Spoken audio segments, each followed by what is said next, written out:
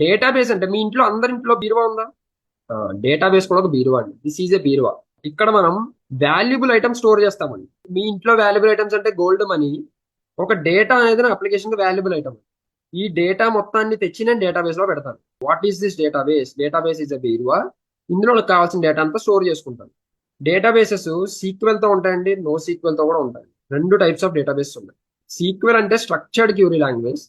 SQL లో tables ఉంటాయండి. Sir ID, user name, password అని నీట్గా ఒక టేబుల్లో స్టోర్ చేసుకుంటే అది ఎస్క్యూఎల్ సార్. నో సీక్వెల్ లో టేబుల్స్ ఉండవండి. ఇక్కడ వాళ్ళు జేసాన్ ఫార్మాట్ లో స్టోర్ చేస్తారు. జావాలో ఏం చేస్తాం సార్? జావాలో లాజిక్ రాస్తాం సార్.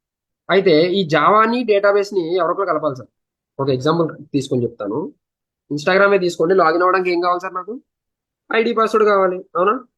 మీ యూజర్ నేమ్, పాస్వర్డ్ కాకుండా వేరేదేమైనా ఇస్తే లాగిన్ అవుతుంది అసలు అప్లికేషన్?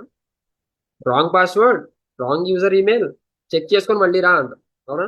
మరి యూజర్ నేమ్, పాస్వర్డ్ కరెక్టా కాదని ఎవరు చెప్తున్నారండి?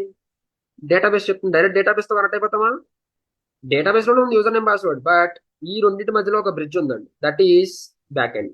మీరు పంపిన దాన్ని బ్యాక్ ఎండ్ లో మనం లాజిక్ రాసుకొని డేటాబేస్ నుంచి డేటా తెచ్చుకొని ఈ రెండు మ్యాచ్ అయినా లేదా చూసుకొని ఫ్రంట్ ఎండ్ కి చెప్తాం, ఓకే ఈ రెండు మ్యాచ్ అయినాయి, నువ్వు లాగిన్ చేయొచ్చు, లేకపోతే నువ్వు లాగిన్ చేయకూడదు. ఈ వ్యాలిడేషన్ అంతా చేయడానికి ఇంత ప్రాసెస్ జరుగుతుంది.